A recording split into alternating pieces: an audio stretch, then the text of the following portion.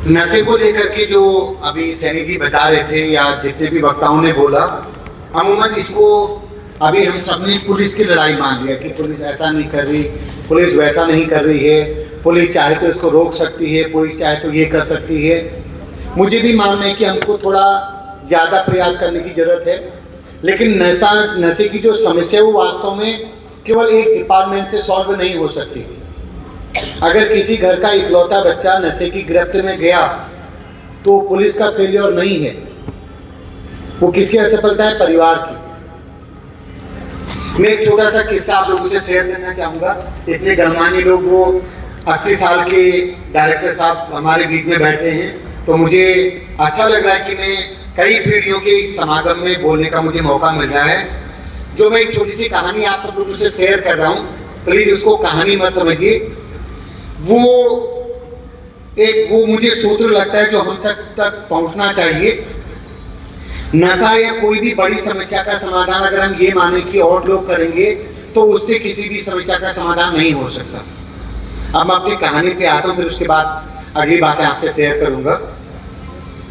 एक बड़ी सी रियासत थी कोई, वहाँ एक राजा थे। सिंह साहब, एक रियासत और उसके राजा थे।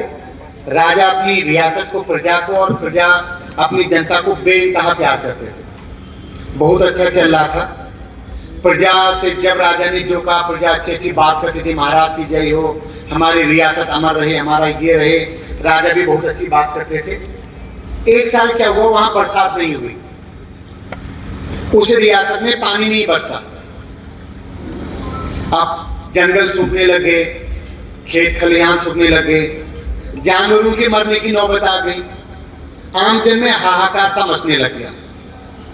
सबने कहा जब जब राज्य में दिक्कत आई, भगवान के बाद राजा हमारे भगवान होते हैं जो दुख या संकट से हमको बाहर निकालते हैं। सब लोगों ने मन बनाया कि आज हम महल में जाएंगे और राजा से वार्ता करेंगे कि महाराज हमारा समाधान निकालिए।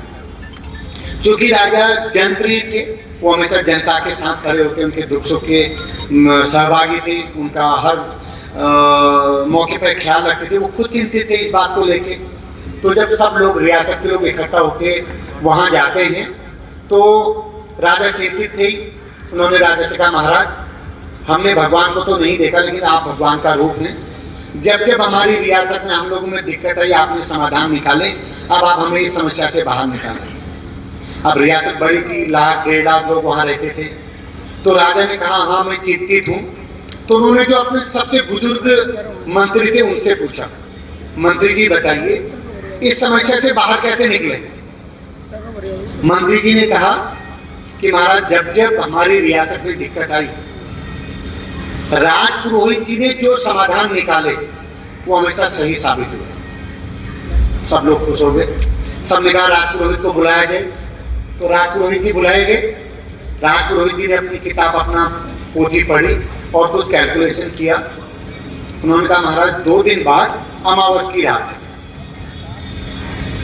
इस अमावस की रात में हर घर से 1 लोटे में दूध लेकर के जो महल के पीछे कुआं है उसमें डाला जाना है, और अगर सुबह तक वो कुआं भर जाएगा तो बरसात पक्का हो जाएगी। क्योंकि आज तक राजपुरोहित की बात कभी गलत साबित नहीं हुई थी। सब लोगों ने राजा का, राजपुरोहित जी की जय जयकार करी और सब लोगों ने तैयारी शुरू कर दी। राजा ने सारे इलाके में मुनादी कराई अगले 2 दिन तक। आज का दिन, कल का दिन और परसों की रात को अमावस आनी। तो 2 दिन तक मुनादी होते रही। अनाउंसमेंट हुआ कि हर घर से 1 लोटे में दूध लेकर के उस कुएं में डाला जाना। कुआं छोटा था, आधे लोग भी अगर डालते तो कुएं में भर जाना था। तो सबको यकीन था कि हाँ बरसात अब अमावस की अगली सुबह को हो जाएगी। अमावस की रात आई। क्योंकि जनता अपने राज्य को बहुत प्यार करती थी, अच्छी अच्छी बात करती थी, अच्छे अच्छे भाषण देती थी, जय जयकार करती थी। राजपुरोहित ने एक शर्त जोड़ दी। उन्होंने कहा, जिस समय आप दूध डालेंगे अपने घर से, उस समय कोई किसी को बताएगा नहीं और बात नहीं करेगा।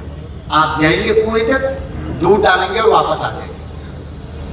ठीक है, अभी तक कहानी पहुंच रही है? सब पहुंच रही है। तो अमावस की रात आई। अमावस की रात का हर घर का दरवाजा खुलता है, लोग कुएं तक जाते और वापस आते। अब सबको अगली सुबह का इंतजार है।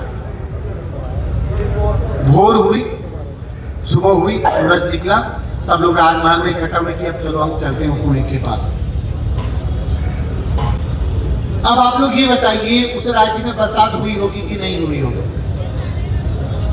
मेरी कहानी खत्म होगी जो मैं आपको सुनाना चाह रहा था। नहीं हुई। आप बताएं। नहीं हुई होगी। क्यों? हाँ बताओ, आप बताओ। हाँ? बारिश हुई होगी। जब सबका मत एक था तो बारिश हुई होगी। अच्छा, नहीं हुई होगी। नहीं वाले हाथ मिलाकर है। जो मैं पहुंचाना चाह रहा हूँ वो पहुंचना बहुत जरूरी है। नहीं वाले के सब लोग, सब नहीं वाले। उस राज्य में बरसात नहीं हुई।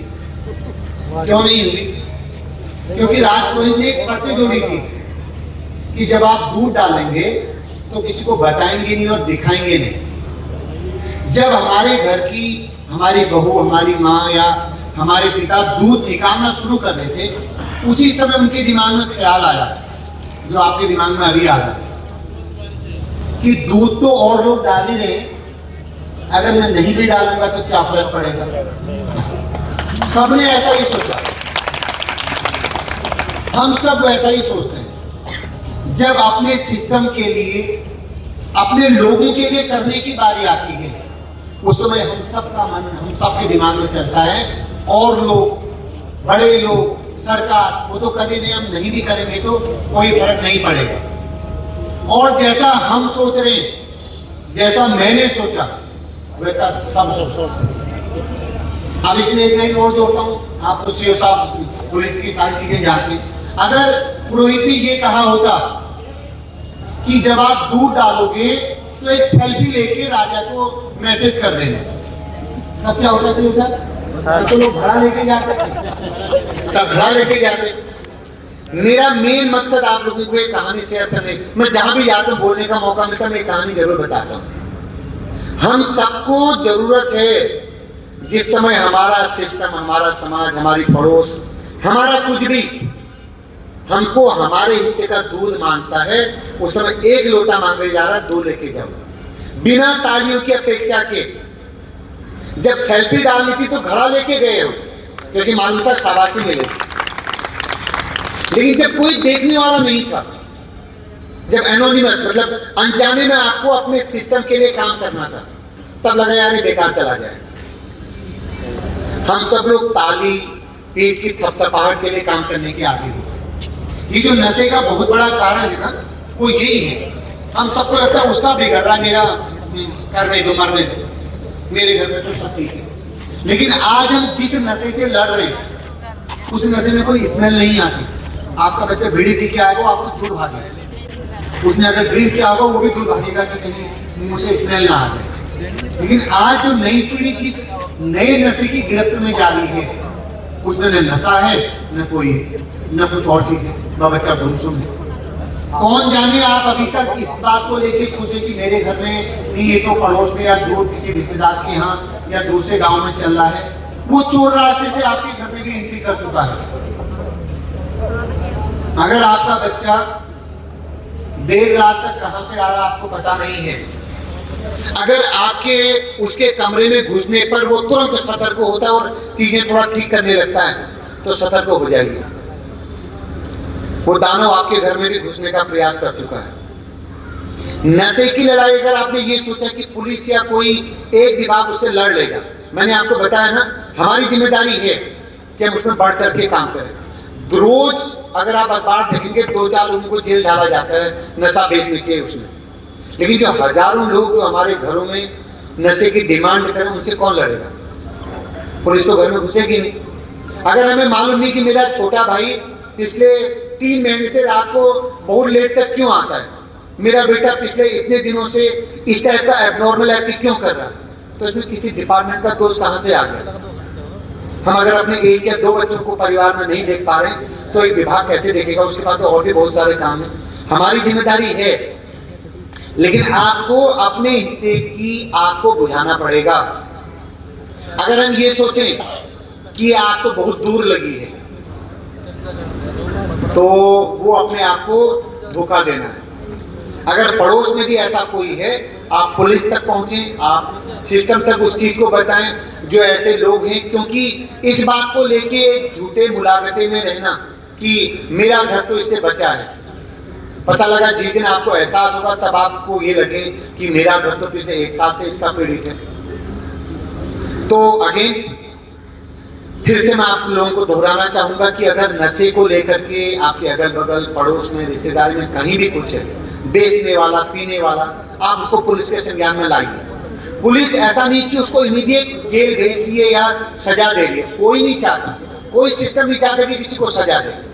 हम वास्तव में मित्र पुलिस हैं, आप हम तक अपनी बात लेके आइए, हम उसका समाधान निकालेंगे। काउंसलिंग एक समाधान होता है, बातचीत करेंगे क्यों उसने नशे की तरफ वो बढ़ा।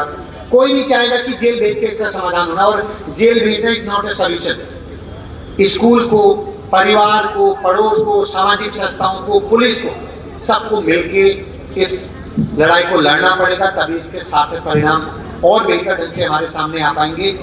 और नशे की आग, अगर हमने ये सोचे कि आज तो मेरा बेटा चलो छोटा सा ही करा, कभी वो इतना बड़ा आपको दिखेगा कि आपको मजबूरी होगी उसके लिए नशा खरीद के लाने की। तो इसलिए जब आपको लगता है कि कहीं पर भी ऐसा कुछ है, तुरंत पुलिस को बताएं।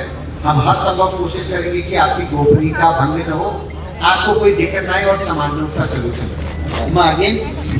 क्योंकि अभी हमारे जो पुरुषा लोग जो अंदर रक्तदान करें, बहुत बड़ा जिगरा चाहिए रक्तदान के लिए। कई लोग तो कई बार रक्तदान, जैसे आप बता रहे थे आप 50वीं बार रक्तदान कर रहे हैं। तो ग्रांड सैल्यूट को मैं अपने डिपार्टमेंट की तरफ से आप सबको साधुवाद देता हूँ। और आगे मैं आपसे अपील करूँगा कि हमारे हिस्से के लोटे की दूध की जब जरूरत होगी तो हमको जरूर तैयार रहना चाहिए, बिना किसी तालियों की और बिना किसी थपथपाने। Thank you. मैं अध्यक्ष जी का, इस पूरे संगठन का तहे दिल से साधुवाद करूंगा कि उन्होंने ऐसा एक मंच मुझे अपनी बात पहुंचाने के लिए, डिपार्टमेंट की बात आप तक पहुंचाने के लिए दिया। और आप अच्छा काम कर रहे हैं, आपका संगठन आगे बढ़ता रहे। हमसे आगे भी आप कभी भी कोई आवश्यकता होगी तो हम जरूर आपका साथ देंगे। बहुत बहुत साधुवाद। Thank you. बहुत सुंदर विचार, ओजस्वी और प्रेरणादायक। यानी इस कहानी के पीछे जो मैसेज है बहुत ही जबरदस्त, हमें जागरूक होना है। और आज हमारे मुख्य अतिथि जी के द्वारा हमें जो संदेश दिया गया, हमें उसका लाभ लेना है।